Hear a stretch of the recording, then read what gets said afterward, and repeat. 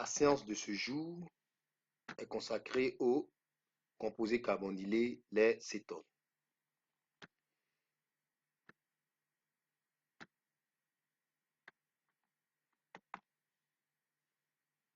Nous notons que les cétones sont des composés organiques de formule brute CnH2nO et qui ont pour groupement fonctionnel CO. Si vous remarquez bien, vous verrez que les cétones et les aldéhydes ont les mêmes formules brutes CnH2nO, mais de groupement fonctionnel différent.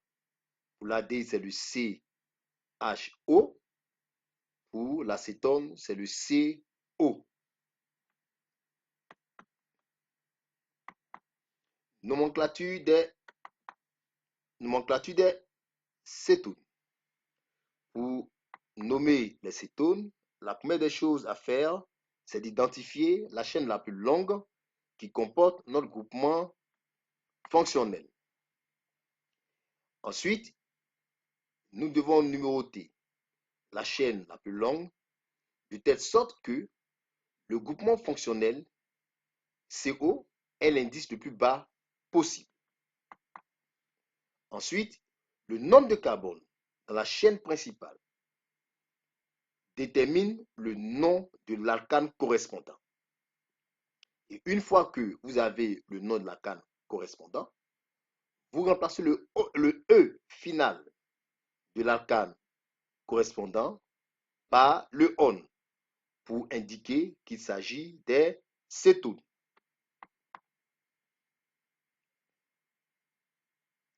Ensuite, il faut indiquer le numéro du groupement fonctionnel juste avant le suffixe ON.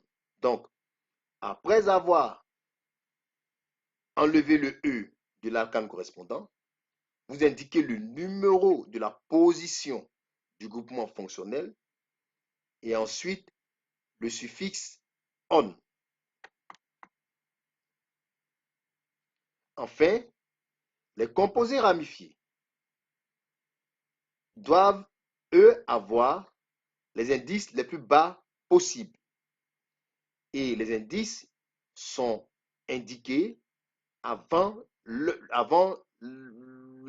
nom des composés ramifiés.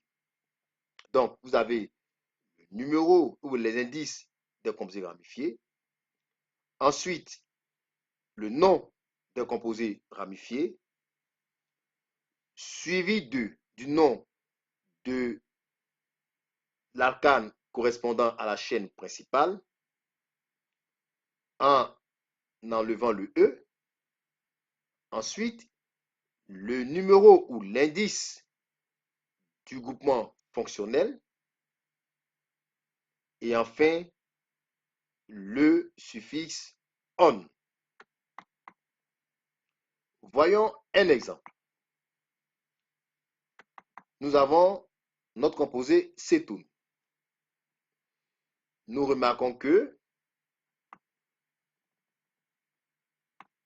une fois la chaîne la plus longue identifiée, notre composé peut être numéroté de la gauche vers la droite ou de la droite vers la gauche. La numérotation selon les critères de nomination des cétones que nous avons vus, le groupement fonctionnel doit avoir l'indice le plus bas. Donc, selon notre composé que nous avons ici, la numérotation de la droite vers la gauche donne bien à notre groupement fonctionnel l'indice le plus bas. Donc, nous numérotons 1, 2, 3 et 4. Nous voyons bien que notre groupement fonctionnel a la position 2 et le composé ramifié, le méthyle, à la position 3.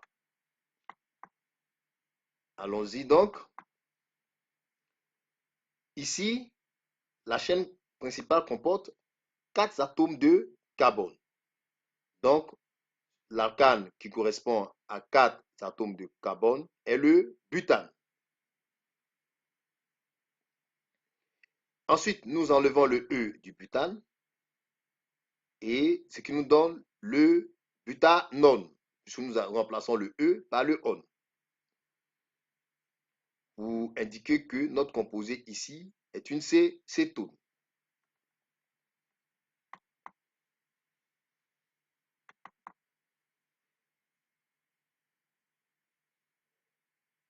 Ensuite, le groupement fonctionnel ici est en position 2. Et le groupement fonctionnel étant en position 2, nous allons indiquer cette position avant le on. Donc, nous écrivons butane 2 on.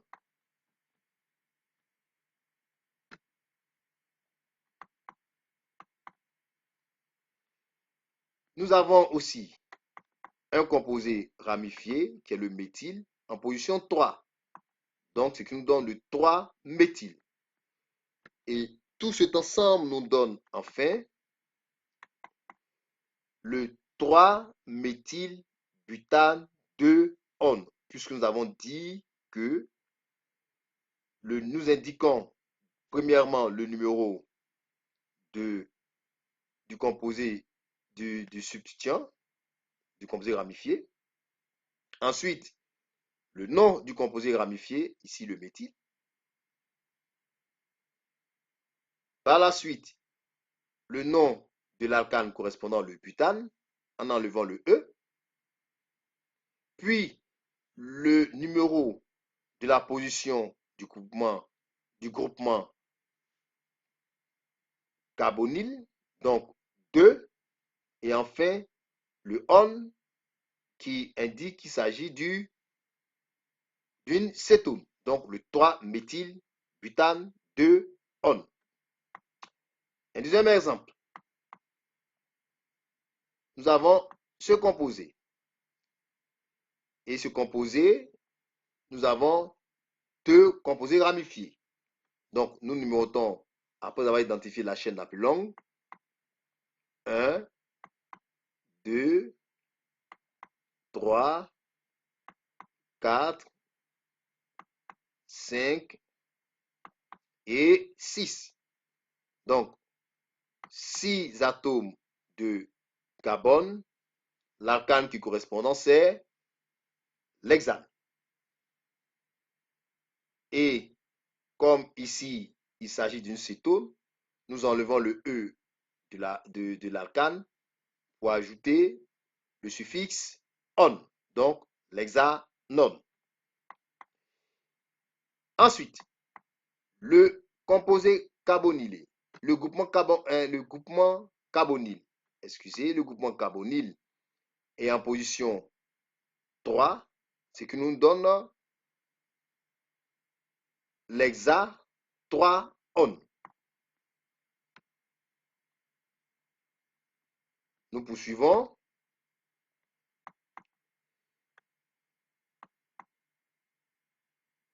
Nous avons 2 composés ramifiés, le méthyle en position 2 et l'éthyle en position 3.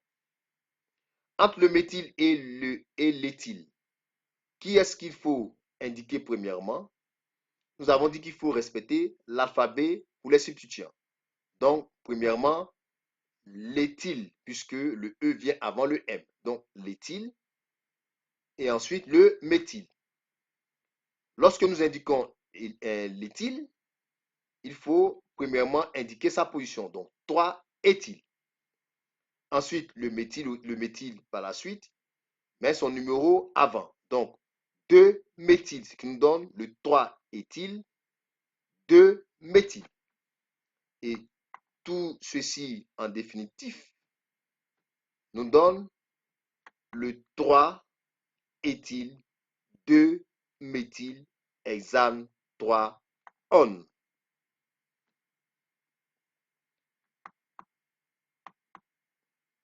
Donc, voici ainsi terminé la présentation des cétones et leur nomenclature. Prochainement, nous verrons les acides carboxyliques. Merci et à la prochaine.